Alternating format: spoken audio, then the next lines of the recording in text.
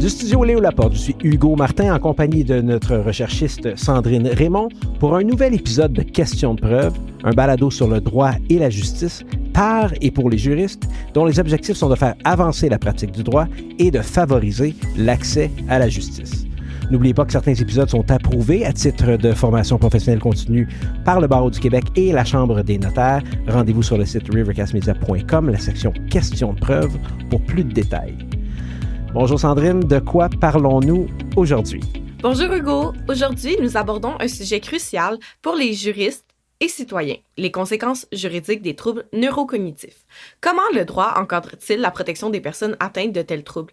Quels mécanismes existent pour préserver leur autonomie tout en assurant leur sécurité? Et quels défis se posent aux familles et aux professionnels face à un cadre législatif parfois complexe ou insuffisant?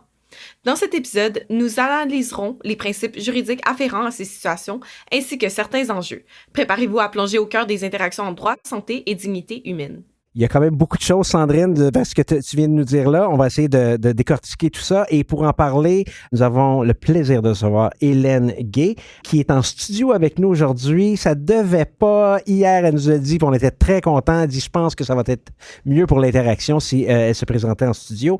Et elle est avec nous. Bonjour, Hélène. Bonjour, Hugo. Bonjour, Sandrine. Merci d'être avec nous. Sandrine, parle-nous un petit peu d'Hélène. Donc, Maître Hélène Gay est reconnue pour ses expertises en droit de la santé, droit de la personne et droit des aînés.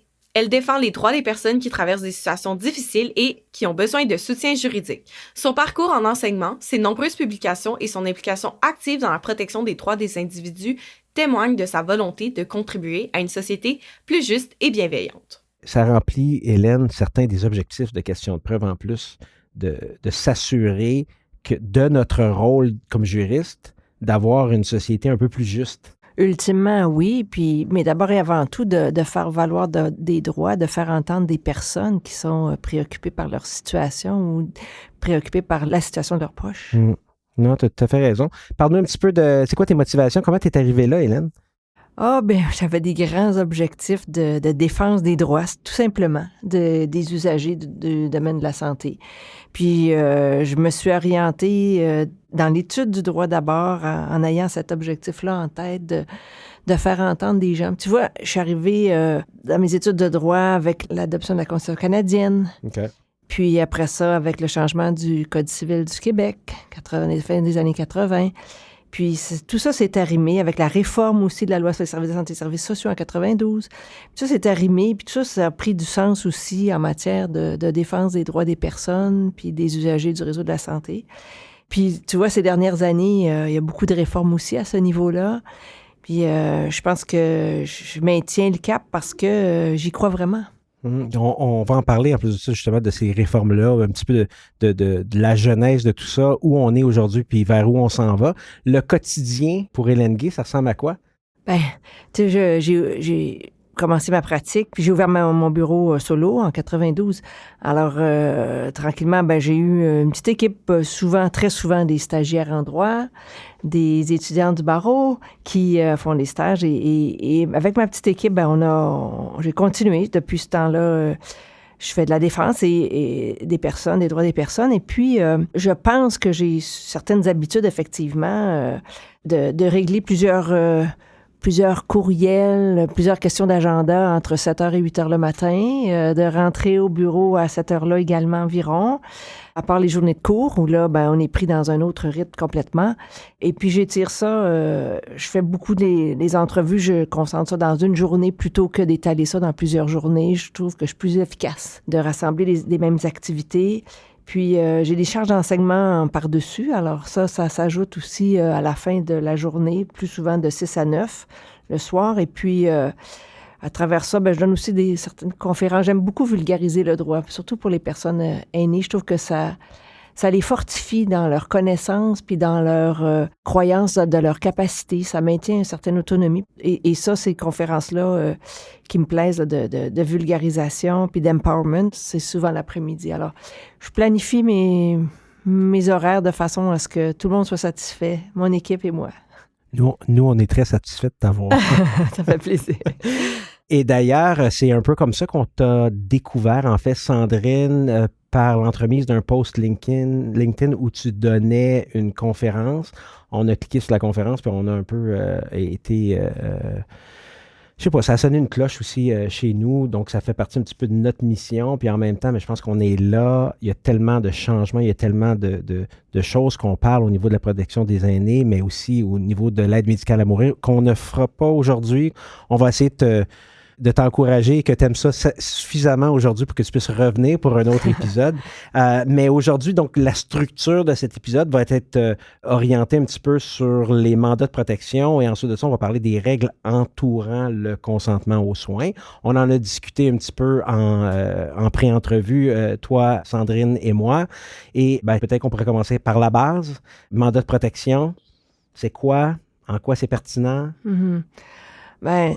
Je parlais de la réforme du Code civil tout à l'heure. C'est arrivé avec la réforme du Code civil des années 89-90. Alors, mandat de protection, c'est un mandat. Pas besoin de faire de dessin d'un mandat, mais il est particulier parce que, d'abord, il ne peut être signé que par une personne majeure, une personne qui est complètement apte. Puis, il y a sa particularité qu'il va désigner une ou plusieurs personnes pour agir dans l'éventualité de notre inaptitude.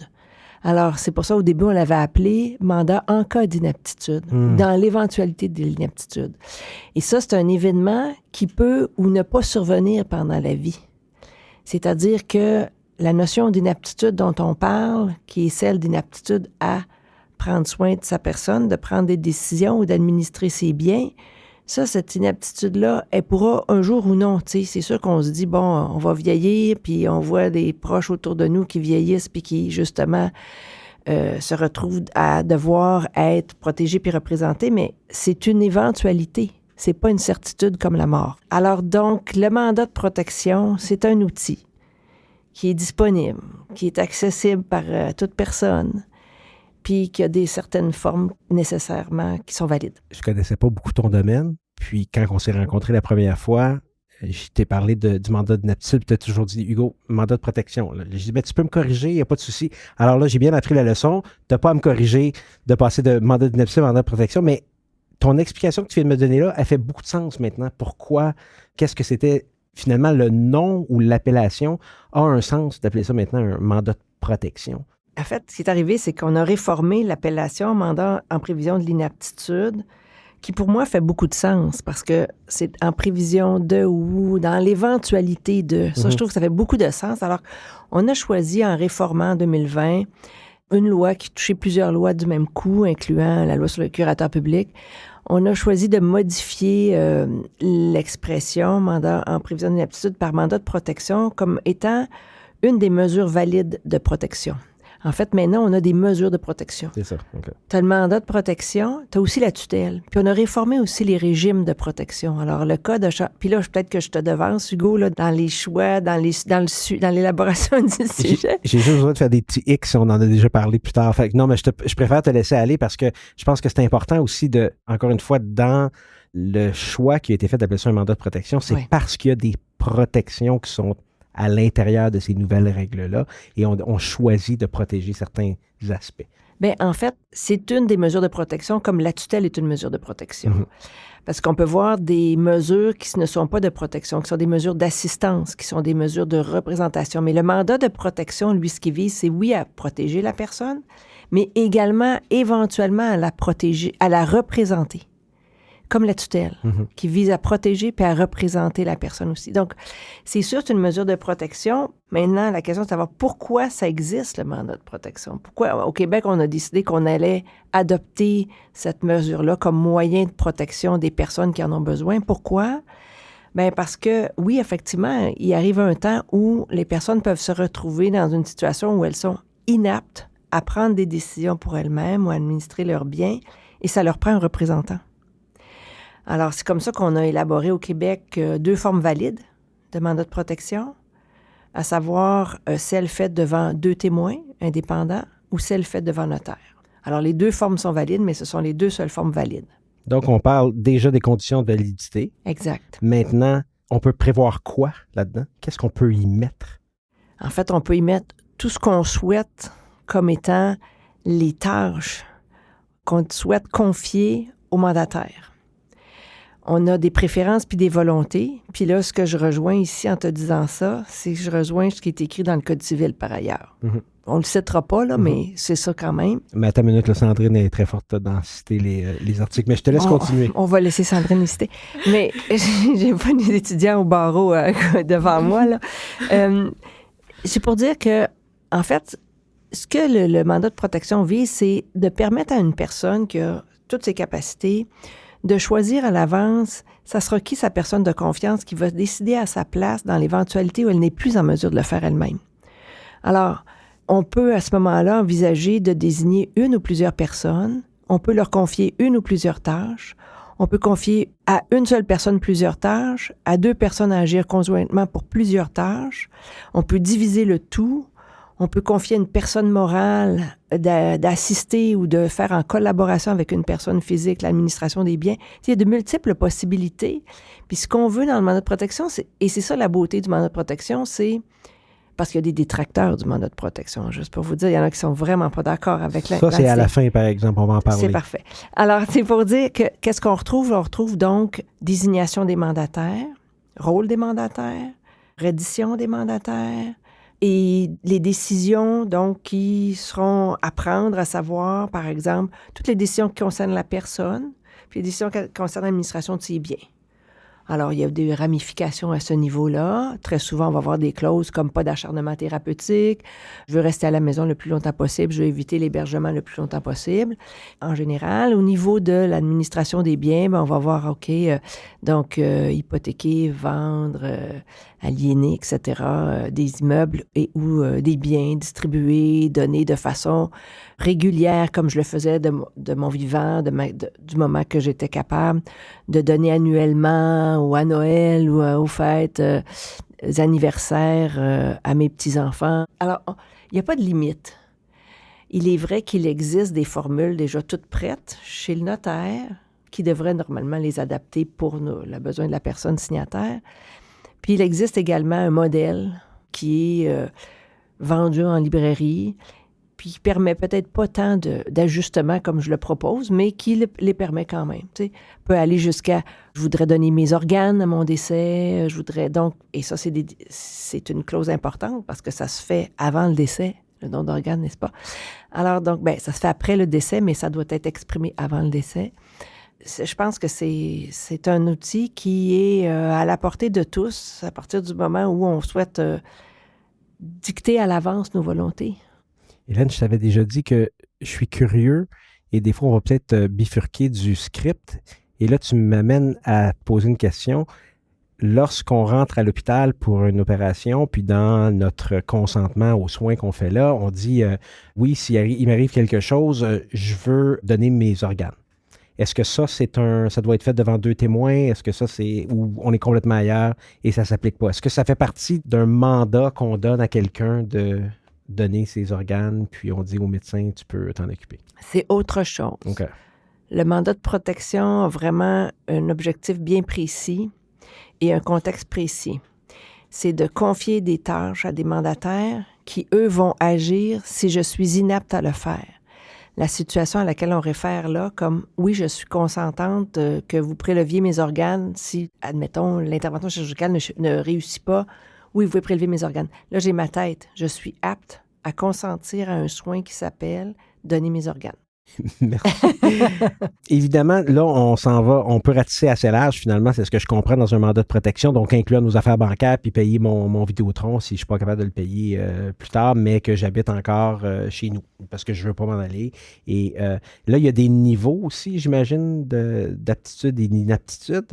Vas-y. Avant, je ne veux pas devancer ta question, mais je la présume, ce que je ne devrais pas faire, ce que je dis à mes clients de ne pas faire. Je ne peux pas présumer, mais ceci dit, en fait, il y a des niveaux, c'est-à-dire que avant que l'inaptitude s'installe, tu te dis, est-ce qu'à un moment donné, est-ce qu'on arrive à l'inaptitude on se réveille puis on est inapte, autrement dit. Mm-hmm. C'est généralement pas le cas.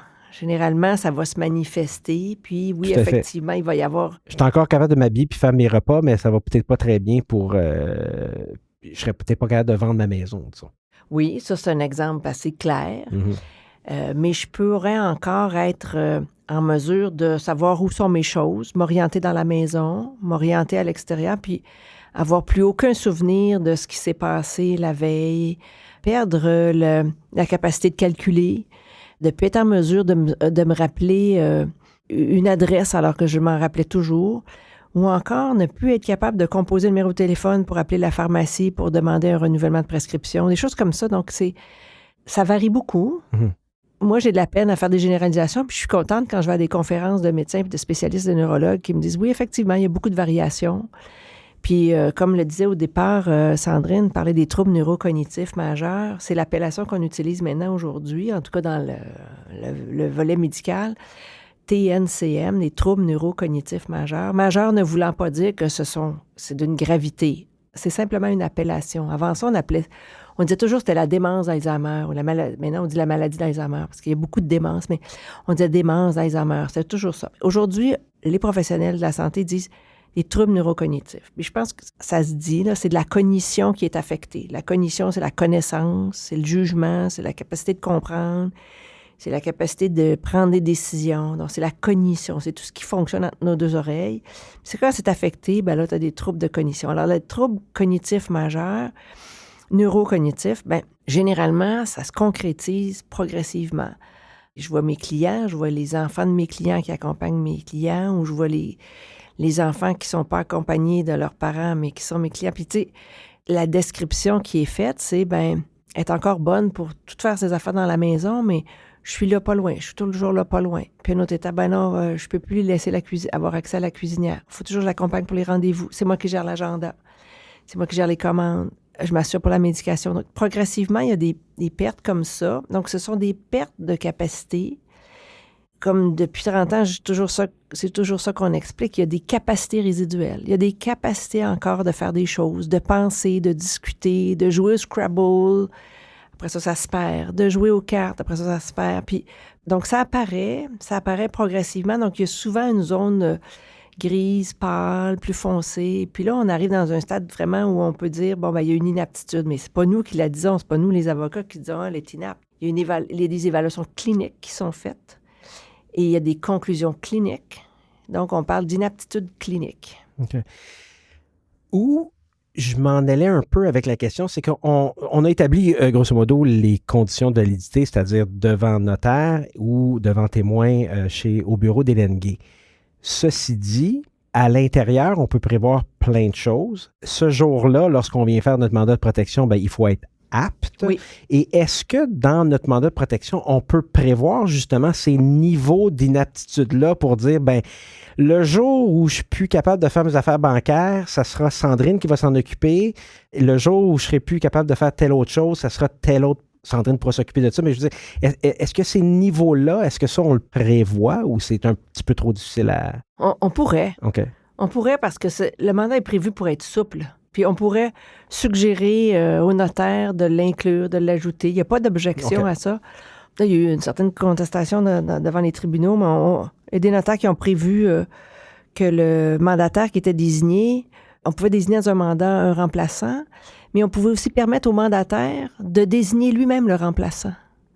Alors, moi, j'ai trouvé ça intelligent parce que je me dis, à quelque part, le mandataire, mais évidemment, il y a des situations litigieuses où là, ben, il y a une collusion, puis ça, tu ne veux pas ça non plus, mais ton mandataire, il te connaît, il devrait te connaître, puis il devrait savoir c'est quoi tes goûts, où tu es rendu, puis il pourrait désigner une personne que lui considère de confiance, qui pourrait être son remplaçant, advenant qu'il ne puisse plus agir. Mais il y a eu une certaine discussion autour de cette possibilité-là devant les tribunaux. Je n'irai pas dans les détails, mais effectivement, on peut certainement penser que ça pourrait être modulé à l'intérieur du mandat de protection. Maintenant, il faut faire attention parce qu'il y a des avantages à nommer plusieurs personnes mandataires, puis il y a certains inconvénients qui peuvent venir au bout de l'exercice de nommer plusieurs mandataires qui doivent travailler en collaboration. Oui, c'est ça, parce que quand on y pense, lorsqu'on nomme plusieurs mandataires, est-ce qu'il y aurait un plus grand risque, par exemple, que les personnes soient, plus vulnérables à l'abus, la négligence ou l'exploitation financière? Il n'y a pas d'équation entre les deux. Il y a des risques dans toute situation, je pense, que ce soit un mandataire unique, que ce soit un mandataire qui soit membre de la famille ou pas membre de la famille. Il n'y a aucune statistique et aucun lien solide qu'on puisse faire là, avec la suggestion que tu fais, Sandrine. Ce qui est plus difficile dans l'exécution du mandat de protection, c'est...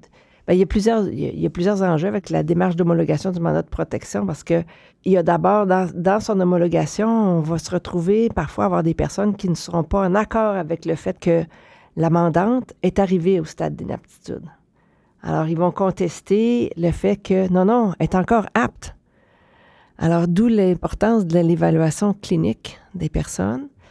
Ensuite de ça, non, ça ne devrait pas être lui, même si elle a écrit que c'était son fils qui allait être mandataire. Non, il pige dans son compte de banque depuis des années, donc on ne devrait pas homologuer le mandat. On devrait ça. Puis il y a d'autres situations qui surviennent aussi avec...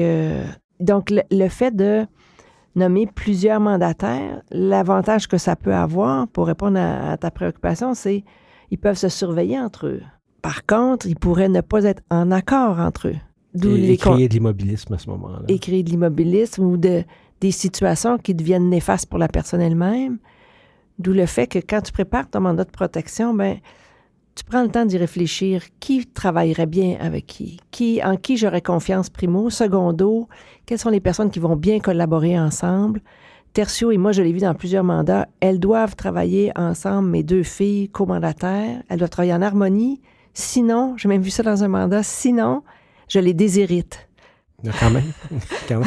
Mais ce que j'entends, Hélène, c'est qu'il y a une flexibilité, il y a plusieurs possibilités qui s'offrent à nous, et c'est ça que j'aime de ce processus-là.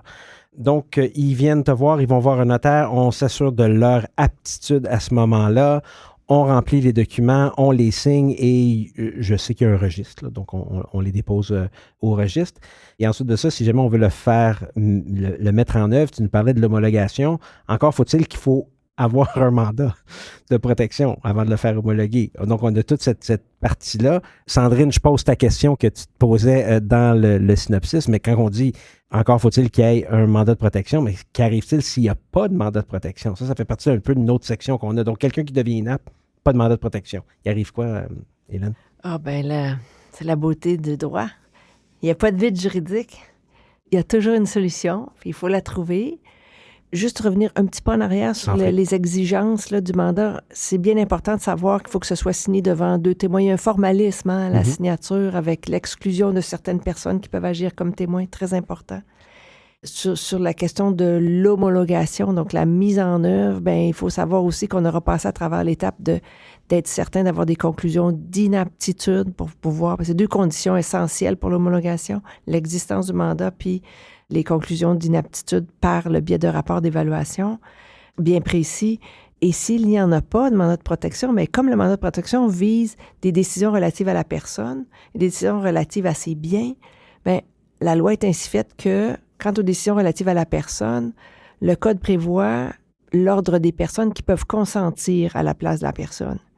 Alors, à défaut de mandataire ou de tuteur, à ce moment-là, on va se retrouver à avoir des personnes qui sont désignées dans le Code qui vont prendre les décisions à la place de la personne qui devient inapte à les prendre elle-même.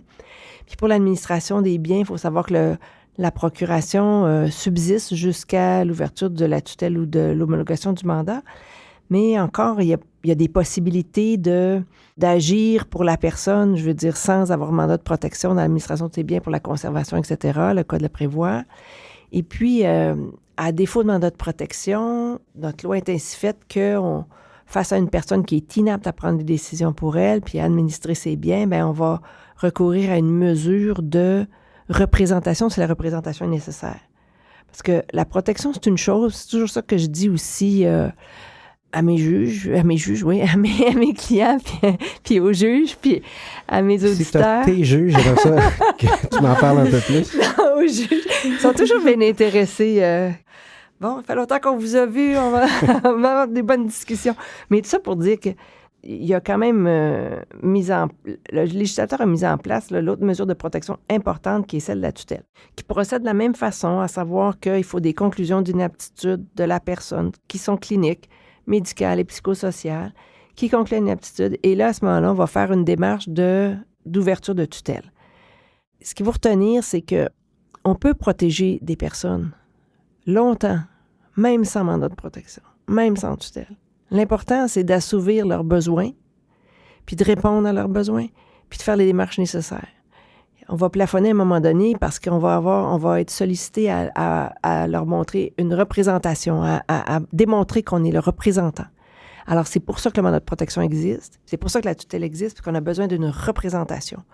Ce qu'on ne peut pas faire seulement en protection, on va le faire en représentation. Voici, oui, je suis mandataire, je peux aller devant le tribunal administratif du logement pour faire annuler le bail. Voici, je peux intervenir auprès du fisc. La MQ m'interpelle, OK, là, il y a une créance, OK, donc je peux agir. Donc, en l'absence de mandat, il n'y a pas de vide juridique, on peut ouvrir une tutelle à la personne si ça devient nécessaire. Puis de curatelle? La curatelle a existé pendant des années. On a réformé en 2020. Et là, on a mis de côté l'expression même régime de protection. On parle exclusivement de tutelle. On ne parle plus de la curatelle. Évidemment, dans le langage courant, on va encore parler de la curatelle publique, comme si ça existait encore. Puis ça n'existe plus depuis des années, c'est plus de 30 ans. C'est le curateur public qui est une entité, qui est une personne nommée par le gouvernement, point. Donc, on a mis de côté curatelle, un peu comme en France, là. On parle de tutelle exclusivement maintenant. Merveilleuse nomenclature au Québec. On a encore un curateur public, mais on n'a plus de curatelle. Exactement. Ça me permet de faire un peu un pont. Personnellement, moi, je trouve que le mandat de protection, c'est un excellent instrument. On sait qu'il est prévu aux articles 21, 66 et suivants du Code civil. Sauf que dans des cas spécifiques, est-ce que c'est vraiment adéquat? Est-ce que ça devrait être différemment? Parce que on sait que la tutelle, c'est maintenant la tutelle modulée. Sauf que le mandat de protection, on peut le moduler, c'est pas nécessairement modulé. Qu'est-ce que vous en pensez? Bon, premièrement, la tutelle modulée, elle existait déjà avant la réforme. On l'a désigné tutelle modulée, c'est pour dire qu'on ouvre une tutelle, c'est-à-dire on ouvre une mesure de protection. On nomme un tuteur à une personne qui va prendre des décisions à la place de la personne pour laquelle on a constaté qu'il y a une inaptitude qui s'est installée puis qui ne peut plus exercer elle-même ses droits civils, qui ne peut plus agir pour elle-même, prendre des décisions pour elle. Alors, on module en tenant compte de ses capacités résiduelles, parce que c'était ça la réforme en 2020. Respecter davantage l'autonomie des personnes, puis reconnaître qu'elles ont des capacités résiduelles, puis encourager le respect des capacités résiduelles de la personne. Alors, on parle de tutelle modulée parce que justement, on veut leur permettre encore d'avoir la possibilité de voter. Exemple. Puis, tu sais, ça, c'est comme bien le fun, encore pouvoir voter. Peut-être encore conduire. Ça, je pense que dans la liste des volontés, ce serait probablement une des premières choses que les gens aimeraient conserver. Une qui est pas mal moins dangereuse que l'autre, mais bon, oui. C'est vrai. Mais il y a des gens qui sont encore capables, malgré qu'ils montrent certains signes. Mais effectivement, dans la liste des capacités pour lesquelles les habiletés diminuent, c'est la capacité de conduire, entre autres. Mais donc, la tutelle modulée, c'est ça, on veut lui permettre encore de poser certains actes, comme par exemple faire des petites dépenses. Voter, puis ça, c'en est une autre. Faire ses déclarations de revenus, peut-être pas. Certainement pas faire des transactions. Donc, c'est ça que ça vise, la tutelle modulée, de permettre davantage de respect de l'autonomie de la personne, puis d'encourager le maintien des capacités résiduelles. Dans le mandat de protection, c'est vrai qu'on a l'impression qu'une fois qu'on va homologuer le mandat de protection, ben on va tout emporter des capacités de la personne. Pourtant, à mon sens, le mandat de protection devrait aussi permettre ou être élaboré de façon telle qu'on puisse prévoir, ben ça va peut-être évoluer. Ça mérite peut-être aussi de s'attarder pour adapter des clauses, pour pouvoir le rendre évolutif par rapport à la personne. Mm-hmm. Parce que très souvent, les gens, je fais davantage de litiges en mandat de protection que de rédaction de mandat de protection. Très souvent, ce que les gens disent, c'est « je veux rien savoir que mon mandat de protection soit homologué parce que je vais perdre tous mes droits. » C'est comme ça que c'est vécu. Donc, on s'en va devant le tribunal, puis la personne maintient qu'elle ne veut pas l'homologation parce qu'elle est encore capable de signer, de lire, de conduire, de voter, de donner des instructions à son comptable, à son conseiller financier, de suivre la bourse. Ils ne veulent rien savoir de faire homologuer leur mandat parce qu'ils vont perdre tous leurs droits, l'exercice de leurs droits, parce que c'est ça que le mandat de protection emporte. C'est une représentation dans l'exercice des droits. Donc, tu deviens qui? Tu perds ton titre de... Oui, une autonomie. C'est l'autonomie complète que tu perds. Hein? Alors, les capacités résiduelles sont réduites à zéro, alors que c'est souvent pas le cas. Mm. Puis, je trouve la question très intéressante, Sandrine. Est-ce qu'on pourrait pas avoir une attention plus respectueuse de l'évolution des personnes de l'évolution d'une maladie qui va survenir peut-être un jour, parce qu'on ne le sait pas quand on signe notre mandat de protection. On n'est pas rendu... Mais tu es plein de statistiques pour nous là-dessus. Là, en plus. Ben, il y a des bonnes chances qu'on s'en aille directement vers ça. Écoute, c'est fascinant parce que on en parle aujourd'hui, puis les gens ne savent pas que ça existe parfois. Alors que, j'imagine que tous les juristes qui nous écoutent, ils connaissent ça déjà, mais... Alors, mais en 2021, oui, effectivement... Mais on est sûr qu'ils l'admettent le moins quand ça va nous arriver, ça, je suis garanti. Il y avait 44% des Québécois qui avaient préparé un mandat de protection en 2021. Très peu, hein? Très peu. Ça, c'est même pas la moitié. Ouais. Tu dis, bon, OK, est-ce qu'il y en aura plus aujourd'hui? Si on faisait, on regardait ça, disons, mettons qu'on regarde en mars 2024, peut-être qu'il y en a plus. Moi, si j'essayais d'avoir des statistiques les plus récentes du curateur public, là. Bon, heureusement, il n'y en a pas beaucoup qui sont homologués. Heureusement ou heureusement, là. Mais en même temps, l'homologation, c'est pas une étape si complexe. C'est quand même une démarche juridique, oui. On recensait en 2022 qu'il y avait seulement 12 000 personnes sous mandat de protection homologuée. 12 000 au Québec. C'est très peu. Ouais, je suis très surpris. Mais tu m'ouvres la porte maintenant à une belle transition vers justement la contestation de ça. Qui conteste? Si on commençait par aborder le sujet de la contestation du côté de la personne inapte qui dit qu'elle ne l'est pas. Ça fonctionne comment, là, cette contestation-là? Donc, il y a quelqu'un qui veut faire homologuer le mandat. Oui, il y a quelqu'un. Puis généralement, la personne qui doit faire la demande d'homologation, c'est le ou les mandataires. C'est à eux, c'est eux qui sont en pôle position, ils prennent le ballon puis ils avancent. Dans la démarche d'homologation, il doit y avoir eu tout d'abord ces évaluations-là. La personne en est-elle consciente ou pas? Parfois oui, parfois non. Mais ce qui la met au courant de la démarche d'homologation, c'est de recevoir la procédure. Alors, quand elle reçoit la procédure, elle a été informée que, mon fils Philippe veut faire homologuer le mandat de protection. Pourtant, Philippe, j'y faisais confiance. Pourtant, Philippe, c'était mon bras droit. Comment ça qu'il pense que je suis fou maintenant? Comment ça qu'il pense qu'il va décider à ma place, qu'il va tout prendre ça en main? Il n'est pas capable de prendre en main ma business.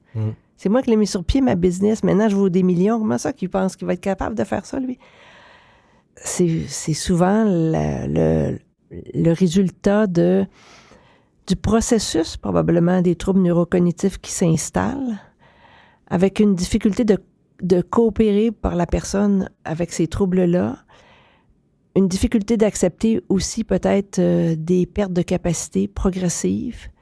Ça prend beaucoup de confiance puis de respect envers la personne pour le mandataire pour l'amener à comprendre que c'est fait dans son intérêt. Puis c'est pas pour le priver de ses droits, mais ultimement, effectivement, ça va le faire. Mais il y a une approche qui doit être faite par le mandataire pour que ça se passe bien. Du moins, c'est mon expérience. Puis je pense pas me tromper en disant que, bon, sûrement la majorité des mandataires veulent bien faire, mais c'est vrai que c'est pas juste de dire, je vais aller voir un notaire, je vais aller voir un avocat, puis je vais demander l'homologation du mandat. Il reste que le mandataire, il va falloir qu'il fasse un effort d'accompagnement pour que ça se réalise de manière harmonieuse, parce qu'ultimement, c'est ça l'objectif. C'est que si tu acceptes d'être le mandataire, parce que tu peux toujours renoncer, tu peux toujours dire, moi, j'ai pas le temps, j'ai pas la disponibilité, puis je vais le céder au mandataire remplaçant pour faire la démarche d'homologation, où je me sens pas, même si j'ai été désigné, même si Marcel m'a désigné, moi, Philippe, le mandataire, mais je pense pas que je suis dans les meilleures conditions d'aller de l'avant pour demander l'homologation. Très souvent, c'est des choses qui arrivent. Puis là, la personne va se retenir, puis il va dire, on va attendre. Vous pouvez passer le bâton à son remplaçant pour faire la démarche d'homologation. Pourquoi? Pour rester en bon terme avec la personne. Donc, il peut y avoir ces situations-là. Je les vois à l'occasion. Puis, c'est sûr que les mandataires doivent être très respectueux, je pense, du rythme de la personne, parce qu'elle-même, très souvent, ça la rend triste de se retrouver dans cette situation-là. Elle l'exprime pas toujours de la bonne façon, pas toujours d'une façon qu'elle avait l'habitude de le faire. Je le reconnais pas, mon père, c'est plus le même. Mais donc, les mandataires doivent être respectueux, déterminés, confiants. C'est une désignation très importante. Il y a des risques qui se rattachent à ça. Il y a des responsabilités surtout qui se rattachent, puis il faut aller de l'avant. Donc, la contestation peut venir de la personne, mais je pense que pour les mandataires, il faut se dire, OK, on va aller de l'avant. Évidemment, pour la personne qui conteste, puis qui, elle, était la signataire du mandat, il est arrivé, à l'occasion qu'on ait réussi à faire rejeter la demande d'homologation du mandat au motif qu'on avait des contre-expertises qui concluaient à l'aptitude de la personne. OK. Ça ne doit pas être facile non plus pour le mandant de justement aller prouver lui-même son aptitude, mais vous avez des mandants qui peuvent cogner à la porte de l'avocat en disant « ils veulent faire homologuer, je ne veux pas ». Tu nous disais que ça semble être assez rare, par exemple, que des mandataires font cette démarche-là de façon de mauvaise foi ou pour s'approprier des biens. Donc, c'est souvent le mandant qui est un petit peu peut-être de la difficulté à accepter sa situation. Est-ce que l'avocat a l'obligation de vérifier l'aptitude du mandant qui vient de cogner à sa porte pour contester l'homologation? Bien, nous, on n'est pas des spécialistes pour évaluer l'aptitude ou l'inaptitude. On en réfère à des spécialistes qui, eux autres, vont faire l'évaluation de l'inaptitude ou de l'aptitude. Puis il y a plusieurs spécialistes avec qui on peut faire affaire, neuropsychologues, gériatres, etc. Puis là, ben, on a un éclairage juste. Parce que l'échange, la communication, il y a pas d'indice qui nous révèle qu'il y a une inaptitude. C'est possible d'obtenir toutes les informations nécessaires, de faire signer un mandat, etc. Donc, on entreprend une démarche pour faire évaluer, faire une contre-expertise pour nous permettre justement d'arriver à la cour et de contester cette demande d'homologation avec les expertises, avec les experts. On peut réussir effectivement parce que peut-être pas simplement avec ces experts-là, mais parfois avec d'autres témoins. Parce que l'évaluation qui a conclu à l'inaptitude qui permet au mandataire de faire la demande d'homologation a été faite dans un certain contexte, à un certain lieu, à une certaine époque. Et puis là, replacé dans son milieu naturel, avec ses connexions habituelles, avec un rétablissement parce qu'il y avait eu une phase aiguë dans laquelle on a fait ces évaluations. Mais là, on se retrouve à « Ah ben non, effectivement, on n'arrive pas à parce que en milieu clinique, on va arriver avec une conclusion d'inaptitude clinique, mais après ça, stabiliser, puis devant le tribunal, puis là, ah oui, c'est quoi votre nom, votre adresse, votre date de naissance, puis expliquez-nous ça. Puis là, ben, le tribunal n'a pas le choix de conclure à la vue des expertises contradictoires, à la vue de la preuve. Il peut conclure à ce qu'il n'y a pas lieu d'homologuer le mandat. Parce qu'il y a dans la preuve autant, sinon plus la prépondérance des probabilités sont en faveur du mandant qui a pu démontrer qu'il était encore apte à ce jour, et ça se fait à ce moment-là. Là. Ça se fait pas qu'est-ce qui avait l'air il y a 2 ans avant ou ce qui pourrait avoir l'air dans 1 an, parce que c'est peut-être évolutif, mais donc, il y a occasionnellement de ce genre de situation-là où on réussit à faire rejeter la demande. Mais souvent, les tribunaux aussi vont nous regarder et dire, bon, écoutez, là, il me semble... On a quand même quelque chose ici, là. Vous ne pensez pas que vous pourriez vous parler? Le classique. Oui. Le classique. Oui. Avez-vous pensé à vous parler? Ben oui, OK. Ça serait quoi la meilleure solution? Puis là, ils vont questionner le mandat. Puis là, mon client se fait questionner. Puis vous, là, vous en pensez quoi, là? Donc, les juges sont interventionnistes dans ce type de requête-là, de demande-là? Ça arrive souvent. OK. Ça arrive souvent, dès le départ. La semaine prochaine, au début de janvier, j'ai un procès qui est fixé, puis je suis convaincue que ça va être la première question du tribunal. Vous êtes-vous parlé? Il n'y a pas une solution. Fait qu'on va essayer de régler le dossier avant d'aller devant le juge. Demande d'homologation, ça suit le chemin d'une demande introductive d'instance avec un protocole de l'instance?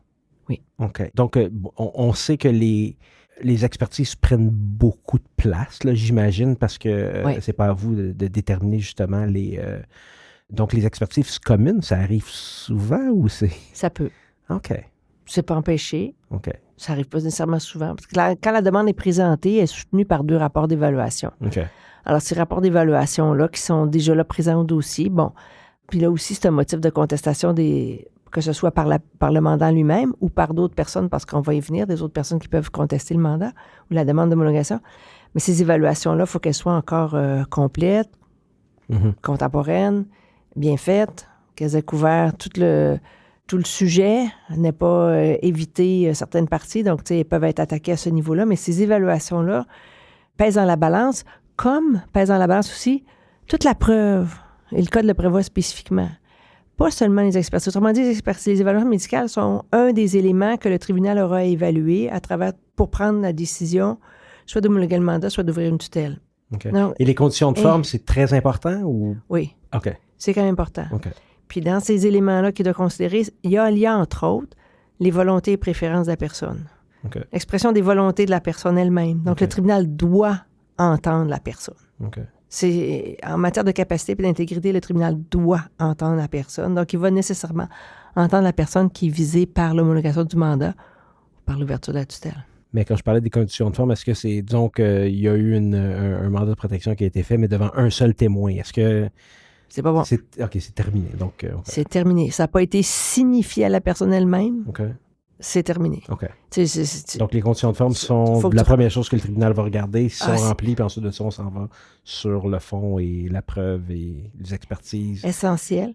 Et puis aussi, on parlait de mandat de protection. Tu sais, on peut toujours le changer, notre mandat de protection, on peut le remplacer. Tu sais, moi, j'ai vu des situations où le mandat de protection a été remplacé à plusieurs reprises, à tous les 2 ans.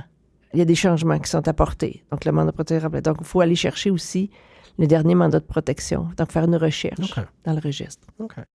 Mais tu allais parler des autres motifs de contestation. Bien, ce que je voulais aussi savoir, c'est, admettons qu'il y a 2 mandataires.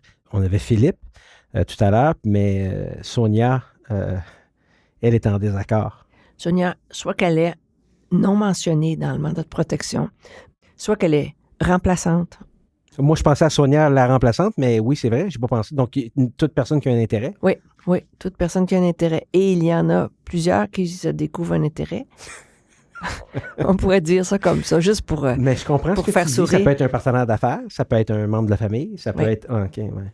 Qui va s'opposer à l'homologation pour différents motifs. Ça pourrait être, bon, cette personne-là n'est pas inapte, puis je vais vous en faire la démonstration. Ça peut être un proche, ça peut être un proche aidant, ça peut être une voisine, ça peut être un locataire. Je peux vous donner plein d'exemples, mais ceci dit, une personne qui démontre un intérêt particulier pour la personne elle-même, qui va vouloir contester la demande d'homologation, qui va devenir un intervenant, qui va intervenir dans la procédure pour contester. Mais ça peut être le commandataire qui n'est pas d'accord avec l'homologation parce qu'il considère que les commandataires sont à bâton rompu puis ils n'arriveront pas à travailler efficacement dans l'intérêt de la personne. Parce qu'ultimement, c'est ça qui est recherché. C'est qu'on mette en place une mesure de protection qui va viser le bien-être de la personne, le meilleur intérêt de la personne. Est-ce qu'on pourrait contester l'homologation du mandat en disant on préfère que ça soit une tutelle parce que justement, on ne s'entendra jamais, vous et moi? Ça se présente comme ça à l'occasion, dans le sens où moi, je vois des situations où je semble constater que l'objectif, c'est de ne plus avoir à travailler avec le commandataire, donc créer une situation de conflit telle que le tribunal va être obligé justement de se référer au code pour dire, ben là, j'ai un motif sérieux pour pas homologuer le mandat, puis ouvrir une tutelle, parce qu'on a besoin de représentation ici. Donc, ça ne devrait pas aller dans ce sens-là, dans le sens un commandataire ne devrait pas travailler dans le sens de faire dérailler les volontés exprimées de manière indépendante par son parent, par exemple. C'est là où je vois que c'est dommageable de penser que, et moi c'est là que je me situe là, dans les contestations d'homologation, il y en a beaucoup qui sont à l'effet de ne pas respecter les volontés clairement exprimées de la personne dans son mandat de protection. C'est là qu'on s'en va. En contestation. Alors, les enfants contestent le mandat qui a été signé par les parents au motif qu'il ne travaille pas bien, il prend trop de place, il pige dans le compte de banque, etc. Mais tout ça, faut-il le prouver. C'est pas toujours si évident que ça. Mais aussi, piger dans un compte de banque, c'est pas automatiquement quelqu'un d'inapte qui fait ça. Oui, justement. Okay. Donc, la démarche de cette contestation-là d'un tiers, que ce soit le commandataire, que ce soit le mandataire remplaçant, que ce soit un des enfants qui n'est pas désigné au mandat, par exemple, ou encore un autre remplaçant ou une personne proche du mandant, ça prend beaucoup d'énergie, ça prend beaucoup de temps. Puis ce qui est dommageable, à mon sens, encore une fois, c'est que on respecte pas les volontés de la personne qui les a dûment couchées par écrit un jour devant un notaire, après y avoir réfléchi. Mais bon, donc les contestations sont multiples au niveau des demandes d'homologation de mandat. Je vois bien ça. On peut appeler Hélène Guy pour en savoir plus. Sandrine, on a parlé du mandat de protection. Tu penses qu'on a fait le tour ou y a-t-il d'autres questions que toi, tu avais de ton côté? Honnêtement, je pense qu'on a fait le tour parce qu'on a parlé du mandat de protection, de sa mise en place, de sa contestation. Donc, je crois que c'est l'heure de prendre la pause. On va s'en aller vers une deuxième section.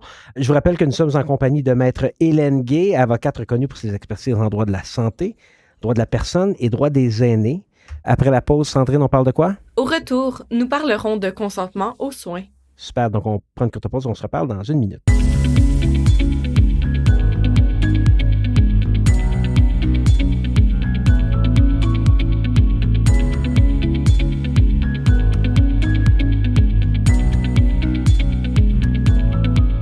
Alors, nous sommes de retour. Je vous rappelle que nous sommes avec Hélène Gay en compagnie de Sandrine, notre recherchiste.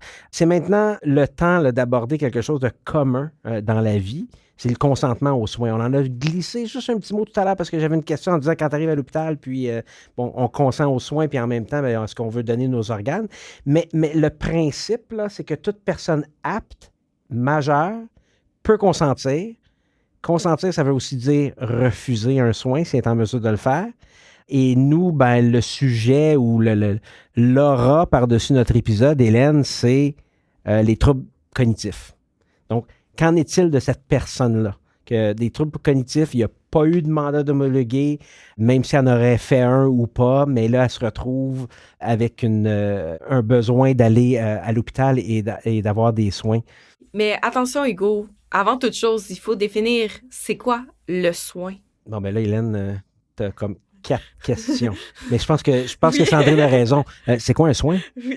Ben, moi, je parlerais plutôt des soins parce que j'aime pas ça, l'expression de un soin. Parce que des soins, est-ce que tu as besoin des soins? As-tu des soins? C'est quels soins? Puis, en général, ça vient pas tout seul. C'est comme, OK, s'il y a une prise de sang, ben il va peut-être avoir une désinfection avant. Fait que tout ça, pour moi, là, ça fait partie des soins. Puis je pense que le code dit ça aussi, si ma mémoire est bonne. Ta mémoire est très bonne. Et on a même une liste. Mais tu sais, c'est ça, c'est ça la beauté de notre code civil, c'est qu'on a défini la notion de soin comme étant très large. Ça comprend un paquet de choses, dont notamment, des examens, des tests, des prélèvements. Puis hébergement, en plus, aussi. Ben oui, très tôt, les tribunaux sont venus nous dire, ajouter hébergement. Puis c'est sûr que c'est pas juste ça. Là, on peut élargir à... En fait, on regarde la section article 10 et suivant, puis on voit là, toutes les différentes sections qui incluent tout ce qui se rapproche de l'intégrité de près ou de loin. Que ce soit de près, que ce soit légèrement invasif ou très invasif. Légèrement invasif comme une prise de sang, mais très invasif comme une intervention chirurgicale abdominale importante. Là, Et puis, ça va aussi de quelque chose qui est nécessaire, qui est requis par l'état de santé de la personne, une intervention chirurgicale cardiaque, à ce qui n'est pas requis, ce qui est expérimental, ce qu'on appelle la recherche sur une personne, la recherche humaine. Donc, ça couvre tout ça, puis c'est notamment. Donc, c'est pour ça aussi qu'on a ajouté l'hébergement comme faisant partie de la notion de soins. Et c'est pour ça qu'on se retrouve aujourd'hui d'avoir énormément de demandes et de questionnements sur, OK, par rapport à cette personne-là, est-ce qu'elle devrait être hébergée? Puis je fais un lien ici avec le fait qu'on parle d'une personne qui est atteinte de troubles neurocognitifs. Donc, les personnes qui ont un trouble neurocognitif vont se retrouver à un moment donné à possiblement ne plus être en mesure de vivre chez elles seules. Même vivre chez elles accompagnées. Parce que l'accompagnement, l'accompagnateur, le proche aidant ne peut plus suffire malgré qu'on ait des services à domicile. Puis généralement, on n'a pas assez de services à domicile, de toute façon, à moins qu'on ait les moyens de se payer des services à domicile privés, ce qui est le cas, tant mieux. Là. Notre show politique va être enregistré les dimanches soirs maintenant et on va parler de ces sujets-là un jour. Mais tu as raison, je veux dire, il manque, le système public peut avoir certaines lacunes, dont le manque justement de soins à domicile ou de choses qui sont difficiles à obtenir dans un système public, à moins que tu cognes la porte au privé. Oui, puis ça se fait depuis longtemps, puis il y a des solutions de ce côté-là que tu puisses aller chercher des services d'accompagnateur à la maison privé, parce que l'assistance 24 heures, 7 jours, c'est énorme. Et c'est pas notre réseau public n'arrive pas à répondre. Même qu'on a inventé ou mis sur pied Santé Québec, on n'arrive pas plus à répondre. Et on a des grosses contraintes au niveau des services à domicile. Mais la personne qui est atteinte de troubles neurocognitifs, à un moment donné, elle a besoin d'une présence constante, 24 heures, 7 jours. Et donc là, on peut penser que soit que l'aidant de cette personne-là a besoin de répit et ne peut plus répondre à la tâche, soit que la personne est vraiment dans une situation où, de toute façon, même le meilleur des aidants ne pourra pas répondre à ses besoins. Donc, c'est pour ça qu'on pense, dans le parcours, dans l'évolution d'une personne qui a un trouble neurocognitif majeur, on pense à cette notion-là d'hébergement, ce qui ne veut pas dire que c'est obligatoire et incontournable. Parce que, comme je le disais, oui, on peut rester à la maison avec des services qui vont soutenir jusqu'à la fin.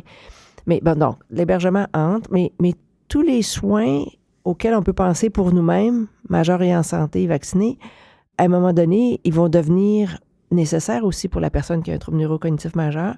Puis cette personne-là, bien, comme on disait tout à l'heure, elle peut avoir des capacités résiduelles, elle peut encore être en mesure d'exprimer ses volontés, ses préférences, puis dire si oui ou non elle est d'accord pour certains soins. Et c'est pas parce qu'elle a un mandataire qui la représente ou qui l'assiste, ou un mandataire qui a un jugement d'homologation, qu'elle est privée d'exprimer sa volonté, d'exprimer son choix par rapport à des soins.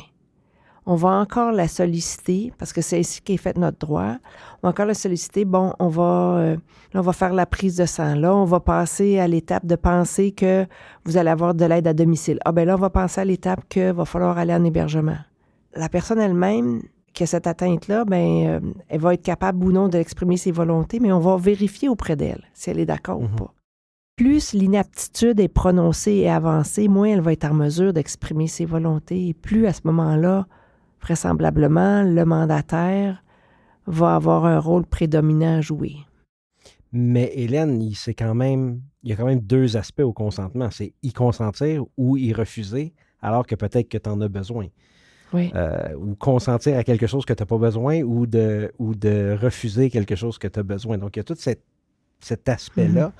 Est-ce que c'est prévu par notre loi, par le droit? Puis là, c'est important de faire une distinction. Puis j'espère que ce ne sera pas trop technique. Enfin, puis c'est une distinction que, tout à l'heure, je faisais référence au juge, mais c'est important de toujours y réfléchir aussi, puis même de situer le tribunal à cet effet-là. C'est que l'inaptitude à consentir aux soins, c'est une inaptitude qui est évaluée en elle-même par rapport à l'inaptitude dont on parlait tout à l'heure sur le mandat de protection. On disait l'inaptitude de la personne à exercer ses droits civils, à prendre des décisions pour elle-même, à administrer ses biens. Alors, l'inaptitude à consentir aux soins, c'est une autre, si on pourrait dire, une autre catégorie, où là, ça devient important de s'arrêter à, OK, mais est-ce qu'elle comprend? Parce qu'on a des personnes qui sont représentées par tuteurs, qui sont encore capables de dire, ouais, moi, je suis d'accord pour la transfusion sanguine, ou non, moi, je suis pas d'accord pour avoir une transfusion sanguine. OK, moi, je suis d'accord pour donner mes organes. Oh non, moi, je suis pas d'accord pour donner mes organes. Alors, donc, il y a cette question-là d'inaptitude est importante, puis elle va devoir être évaluée chez la personne même qui va se retrouver dans une situation où elle va refuser des soins. Alors, comment ça se présente? C'est que la personne qui est atteinte d'un trouble neurocognitif pourrait refuser des soins. Là, on va se questionner.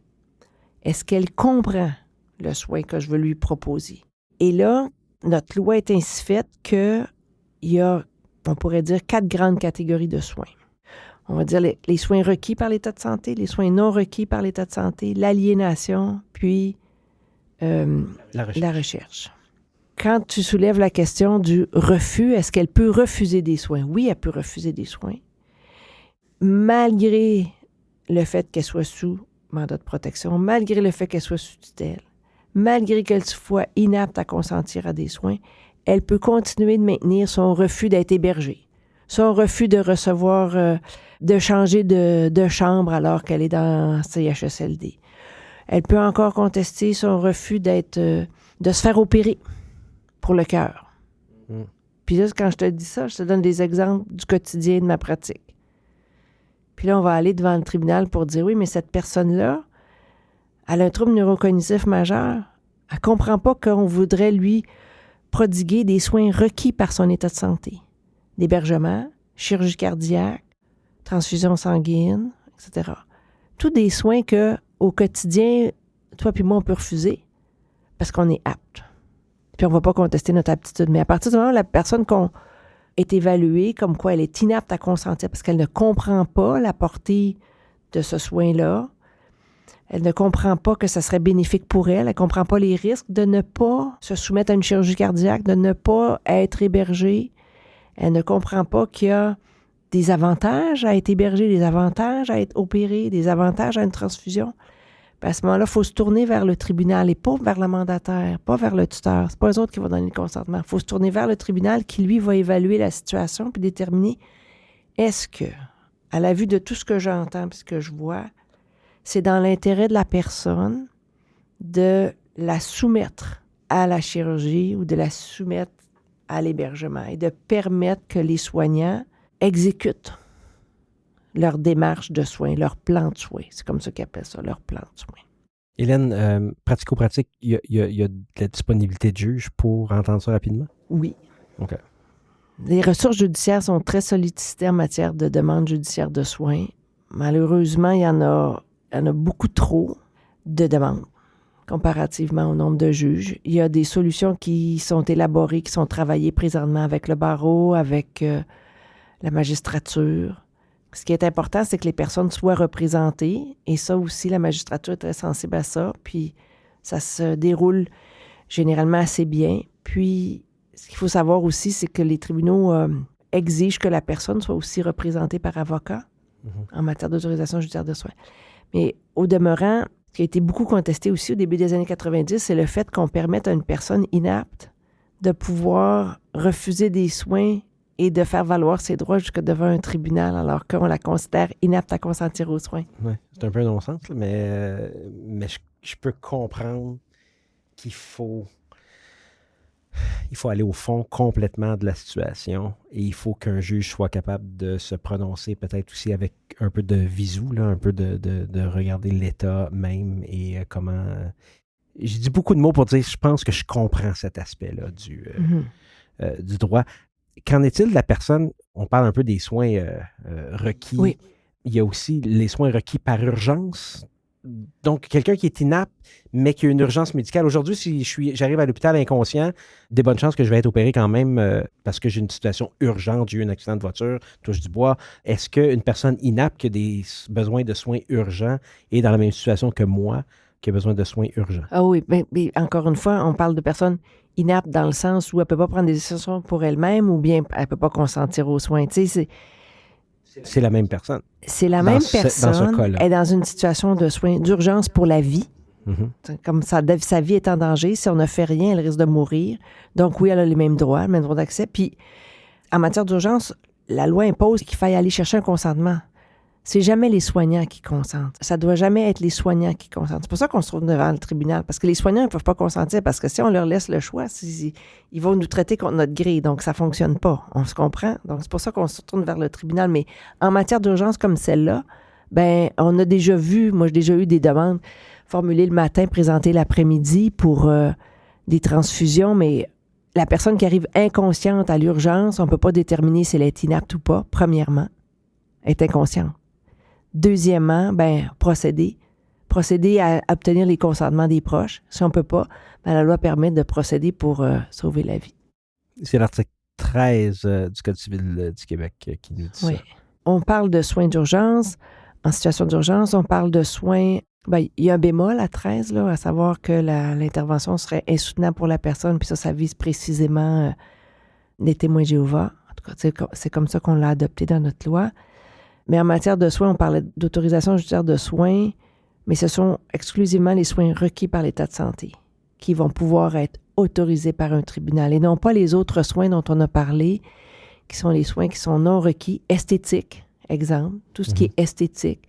Le tribunal ne va pas ordonner à une personne de se soumettre, par exemple, à l'ablation de verrues ou des choses comme ça. Donc, il faut que ce soit véritablement requis d'une part, face à un refus catégorique d'une personne qui est inapte à consentir.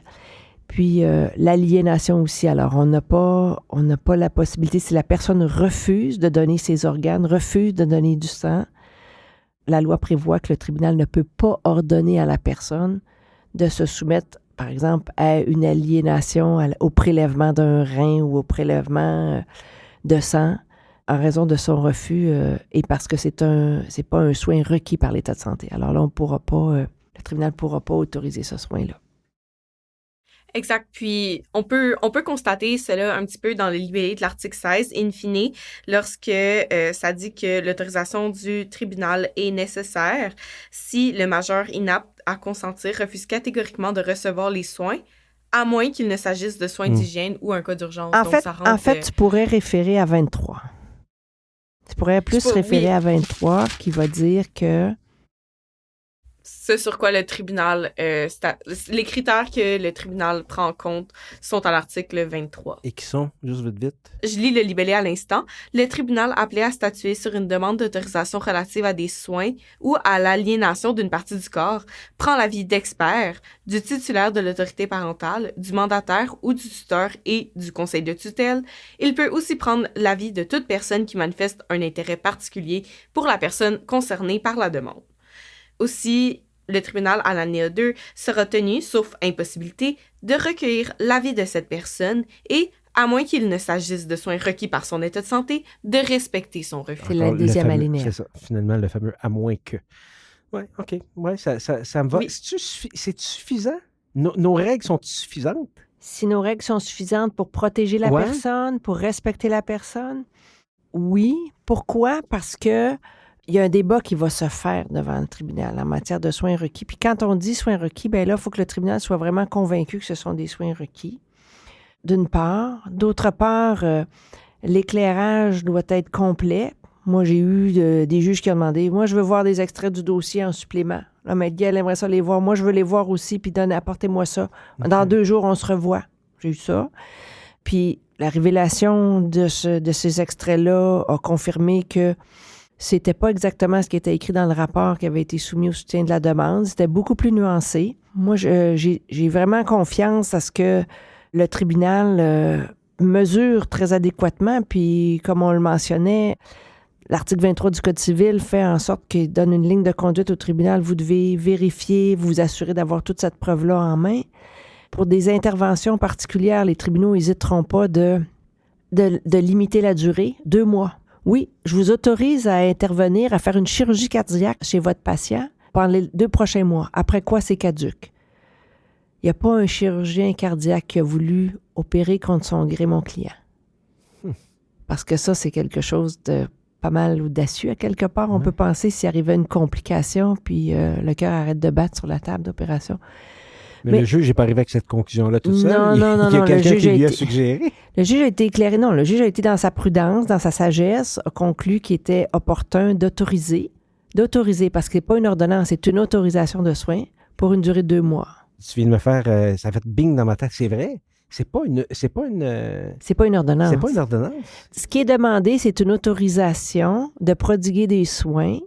Et effectivement, il y a une conclusion qui indique à la personne qu'elle doit se soumettre aux soins. C'est vrai. Mais c'est pas une ordonnance. Donc, c'est... Non, mais on dit pas... Les professionnels... Monsieur ou madame le chirurgien ou la chirurgienne, faites-lui une opération cardiaque. Là. Non. On vous autorise à prescrire la médication. On vous autorise à suivre cette médication-là, à suivre ce patient-là avec le plan de soins que vous nous proposez. Puis, une couple d'années, j'avais le juge Lucier là, qui avait une situation qui était assez intéressante pour lui, tellement intéressante qu'il a interrompu ses vacances d'été pour pouvoir nous entendre, puis plaider, entre autres. En fait, c'était que les fils s'objectaient à la continuation des soins palliatifs de leur père, qui était en centre d'hébergement, parce qu'ils considéraient que les soins palliatifs étaient à une dose tellement élevée que leur père était plus capable de communiquer, alors que sans ces soins palliatifs très intenses, ils pouvaient jaser avec eux autres puis rire. Puis la raison des soins palliatifs, c'était l'hébergement considérait qu'il avait absolument besoin de ça pour soulager une certaine douleur chez lui. Mm-hmm. Mais les fils ont démontré avec vidéo à l'appui, parce qu'il y avait une caméra dans sa chambre, qu'il n'y avait pas de douleur. Il se plaignait des fois, mais c'était pas des douleurs. Il se plaignait pas, puis il communiquait dans sa langue à lui. On a fourni les enregistrements vidéo au juge Lucier. Il a regardé tout ça. Puis on a eu ces témoignages-là devant la cour des fils qui expliquaient pourquoi il n'y avait pas lieu d'autoriser tout ce que le centre demandait en termes de chimiques à donner à leur père. Ouais, il y a des protocoles de soins palliatifs, probablement qui appliquaient un protocole quelconque, puis il n'était peut-être pas, dans ce cas particulier-là, il n'était peut-être pas nécessaire. Et les enfants ont réussi à faire la preuve. Puis, je veux dire, pour moi, ça fait beaucoup de sens ce que tu me dis là. Oui. Puis processus judiciaire normal. C'est exactement ça, parce que l'objectif des soins, c'est toujours pour, dans une visée de santé, de soins, de bien-être. Il n'y a rien à reprocher, mais l'enceinte judiciaire nous permet à ce moment-là d'expliquer pourquoi on verrait ça d'une autre façon. Mm-hmm. Ma question, c'était, est-ce que les dispositions législatives actuelles sont adéquates pour les personnes qui souffrent de troubles neurocognitifs? On pourrait peut-être arriver à la conclusion, dis-moi si j'ai raison. Les dispositions législatives ne sont pas inadéquates. Tu serais d'accord avec ça? Je suis plutôt d'accord. Il faut savoir bien les connaître. Il faut les bien connaître et bien les appliquer. Et là, on va ouvrir une autre boîte de Pandore, finalement. Parce que là, maintenant, qu'en est-il des directives médicales anticipées? Mhm. Donc, on est encore là, dans le consentement aux soins, mais là, on est dans le consentement aux soins en arrière dans le temps. Ça fonctionne comment, ça? Bien, c'est intéressant d'en parler maintenant parce qu'on a parlé précédemment du mandat de protection, du mandat dans l'éventualité de notre inaptitude. On a parlé des soins. Puis là, on parle des directives médicales anticipées. Mhm. Donc, c'est un autre document légal, celui-là, qui fait en sorte qu'on peut décider à l'avance de soins qui pourraient ou non nous être prodigués advenant notre inaptitude. Parce que tout à l'heure, on disait « Ah, je rentre à l'urgence, puis là, on me demande qu'est-ce qu'on fait si on réanime ou on ne réanime pas. Mhm. Bon. Bien, il existe un document qui s'appelle « Directive médicale anticipée » qui est très peu connu aussi, je dois dire. On est en bas du 44% probablement. Oh oui, largement.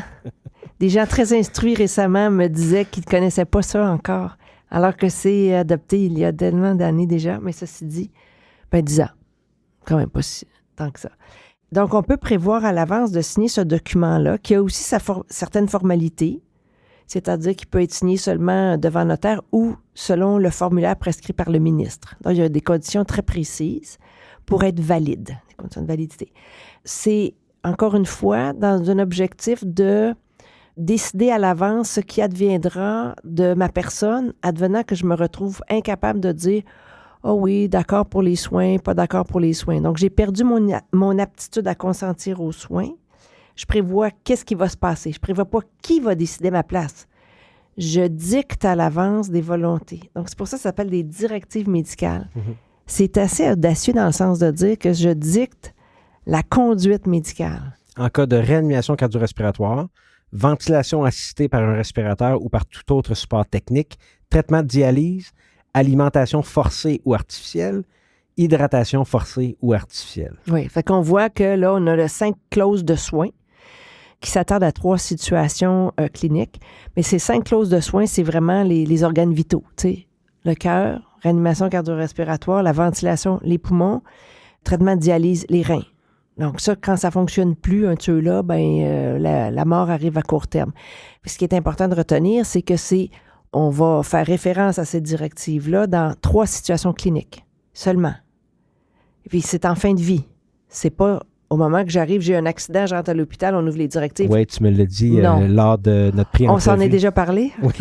Non, mais je me répète? Non, en fait, c'est tout le temps le danger de faire des pré-entrevues parce que les gens ne répètent pas, mais ouais, je veux que tu me le redises parce que moi, mon réflexe n'était pas ce que tu viens de me dire là. C'était pas en fin de vie. Moi, c'était justement ça. Là. Si jamais j'ai 39 ans, en bonne santé, j'ai eu un accident de moto, on ouvre les directives de fin de vie. Et c'est pas le cas. Et même si j'ai 79 ans, puis je suis en bonne santé, puis j'ai un accident de vélo, on n'ouvre pas les directives de fin de vie. Ouais. Je te dis pas que j'ai cet âge-là. mais je te dis juste moi, j'aurais-tu le droit de dire que j'ai 39 ans? Mais ça fait 28 ans que je pratique. J'ai un petit peu de difficulté à faire le tour de... OK, on est quitte. Mais...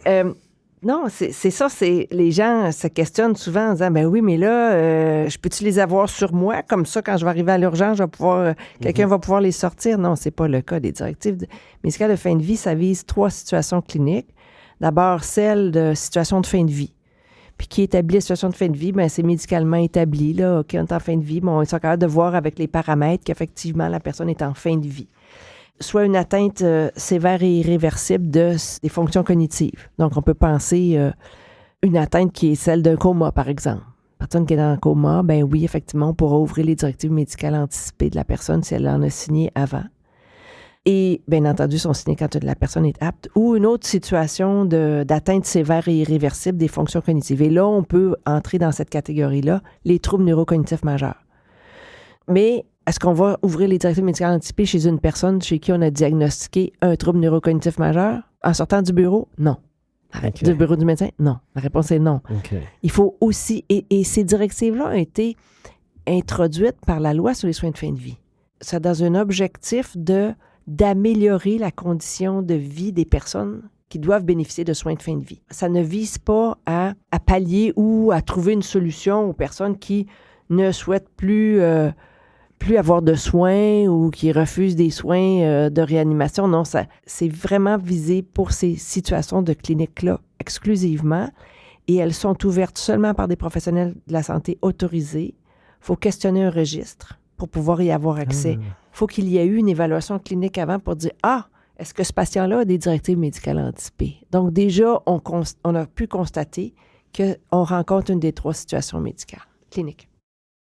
Est-ce qu'il est possible de modifier ces directives ou les annuler? Comme le mandat de protection, comme le testament, comme tout document légal, parce que c'est un document légal. Parce qu'avant ça, on n'avait rien. On avait juste comme le testament biologique, il n'y a pas une reconnaissance légale. C'est un document légal reconnu. Donc oui, on peut le modifier en tout temps. On doit suivre une procédure très précise, c'est-à-dire qu'il faut remplir un formulaire pour le retourner à la Régie d'assurance maladie du Québec pour qu'il remplace les directives déjà consignées. Parce qu'encore une fois, il y a un registre, comme il y a un registre des mandats, un registre des testaments, il y a un registre des directives médicales anticipées. Puis on doit, si on veut le changer, on doit s'assurer que les directives modifiées ont été enregistrées par le formulaire précisément de modification des directives initiales. Et c'est un peu difficile quand tu es sur ton lit de mort, par exemple. Oui, mais en fait, il ne faut pas oublier que c'est des directives médicales anticipées. Ça veut dire quoi? C'est dans l'anticipation de quoi? De l'inaptitude. Alors, quand tu es sur ton lit de mort puis que tu te retrouves dans une des situations cliniques auxquelles j'ai fait référence, tu ne peux plus le changer. Oui, tu n'es pas nécessairement inapte parce que tu es à l'article de la mort. C'est la différence. Oui. Merci. Ouais, parce qu'on peut garder, tu sais, l'exemple de la maladie de Lou Gehrig, syndrome latéral amyotrophique. On en connaît ou on supporte cette cause-là, peu importe. Mais ces gens-là gardent leur aptitude à consentir, refuser des soins jusqu'à la fin. Ils ne sont pas affectés d'un trouble neurocognitif majeur, c'est vrai, mais ils sont aptes, même s'ils sont très fragilisés au niveau de leur capacité à communiquer, leur capacité d'indépendance et devient souvent proche de 0, mais il reste qu'ils ont encore leur capacité de communiquer d'une façon telle qu'ils peuvent consentir ou refuser. Alors, ils ne sont pas en situation d'inaptitude. On va se servir de des directives quand on va être face à une situation d'inaptitude d'une personne. Et pas lorsqu'elle a toute sa tête pour dire « Ah, d'accord, on va laisser faire pour la prochaine réanimation, docteur. Là, ça fait 4 que vous me faites, là, c'est correct. La prochaine, vous laissez faire. » Et Hélène, on avait encore la protection contre l'abus et l'exploitation financière. Vas-y. Regarde bien ça où on s'en va avec ça. On avait les modifications sur les demandes anticipées d'aide médicale à mourir. On avait aussi l'aide médicale à mourir en tant que sujet complet que je t'avais dit, je ne suis pas prêt à en parler encore parce que je ne connais pas suffisamment ça et j'ai peut-être des idées un peu arrêtées qui mériteraient un peu de réflexion. Moi, ce que je te suggère, si tu as aimé ça aujourd'hui, de te joindre à nous, ça serait de revenir pour un autre épisode. Puis là, on pourrait parler des autres sujets. Ça impliquerait que Sandrine, tu aurais un autre synopsis à préparer. L'invitation est lancée, Hélène. Je pense qu'on a fait le tour des sujets de base là, ou des sections qu'on voulait absolument toucher aujourd'hui et partager avec nos collègues juristes pour que les réflexes reviennent sur qu'est-ce qui est offert, entre autres au niveau des mandats de protection, mais aussi comment on le conteste, comment on le met en œuvre, comment on l'active finalement. Puis ensuite de ça, tout ce qui décline des mandats de protection et du consentement aux soins ou du non-consentement aux soins pour les personnes qui sont inaptes ou les personnes qui sont atteintes de troubles, moi je dis de troubles cognitifs, mais on sait que bon, ça prend des expertises et tout ça pour qu'on se rende vraiment au bout. Alors, l'invitation est lancée. Cependant, Hélène, je te laisse pas partir sans la section que moi j'adore le plus, c'est-à-dire l'outil de la praticienne. À tous mes épisodes, je demande à mes invités un outil, un item, un ouvrage, une action, une chose qui est incontournable dans votre pratique professionnelle, parce que des fois, ça donne de l'éclairage à nos collègues. Mais pour Hélène Gay, qu'est-ce qui est un incontournable dans ta pratique? Quand j'entends outil ou incontournable, moi, je pense à une personne. Je pense pas à une chose ou à un objet. Là, je me sens mal. Sandrine, il va falloir changer notre...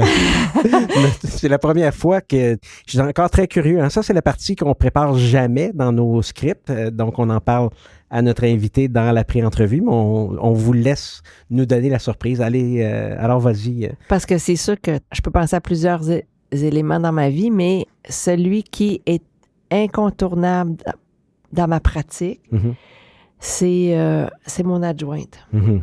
Elle est avec moi depuis plus de 20 ans. Puis, elle a une sensibilité aussi à la clientèle qu'on a. Elle a peu d'ouverture au changement. Ça, on travaille ça. Mais autrement, elle a aussi un vécu suffisamment important. Puis, je pense que l'expérience, ça joue peut-être aussi dans le travail que je fais. De plus en plus, je constate que ça nous favorise d'avoir une expérience, oui, devant les tribunaux, certainement. Oui, une expérience puis une connaissance de l'évolution du droit, c'est comme je disais au début, mais aussi une expérience de vie. Puis elle aussi, elle en a une grande, puis c'est vraiment, je pense que le jour qu'elle sera plus là, je vais être vraiment au dépourvu. Alors, donc, je pense qu'elle est indispensable dans ma pratique. C'est sûr que c'est un outil indispensable. Ouais. Puis dans mon quotidien, il faut que je prenne de l'air aussi, là. Alors, donc ça... Donc, pour notre prochain épisode, c'est elle que j'appelle pour booker ton agenda. C'est ce que je comprends. Tu pourras bien, oui. Hélène Gay, merci beaucoup. Est-ce qu'on remet ça? Avec plaisir. Sandrine, merci. Bien, merci. Merci Hugo, merci Maître Gay. C'était un plaisir d'échanger avec vous. Alors, ça m'a fait cet épisode de Questions de preuve. Merci à notre invitée Hélène Gay, avocate en droit de la santé, droit de la personne, droit des aînés, pour le partage de ses connaissances et compétences, évidemment, et sa participation à l'épisode. Pour nos auditeurs qui veulent recevoir une attestation de formation, le mot-clé sera neuro, N-E-U-R-O. Sandrine, qui avait le mot neurocognitif. Là, ça ne me tentait pas d'avoir des appels pour dire comment on l'écrit directement. Fait que vous avez un mot de 5 lettres seulement, neuro, qui sera le mot-clé pour cet épisode. Rendez-vous dans la section formation continue du site rivercastmedia.com pour plus de détails. Il y a aussi un lien dans les notes de l'épisode. Sandrine, je comprends, en plus de ça, qu'on va rajouter quelques petits éléments dans les notes de l'épisode là, sur, disons, les liens au formulaire que Maître Guy nous a parlé. On a aussi, peut-être, je parlais un petit peu avec Hélène avant, il y avait une présentation récente, là, on va peut-être voir là, comment on va pouvoir trouver une façon de partager un genre de PowerPoint là, d'une présentation récente que Hélène a fait. Dans tout état de cause, là, on vous invite à vous abonner à Questions de preuve, à vous rendre sur le site de rivercastmedia.com, section Questions de preuve, et de vous abonner sur vos plateformes de balado afin de ne manquer aucun des prochains épisodes. Alors, idée originale, animation, réalisation et montage, c'est moi, Hugo Martin.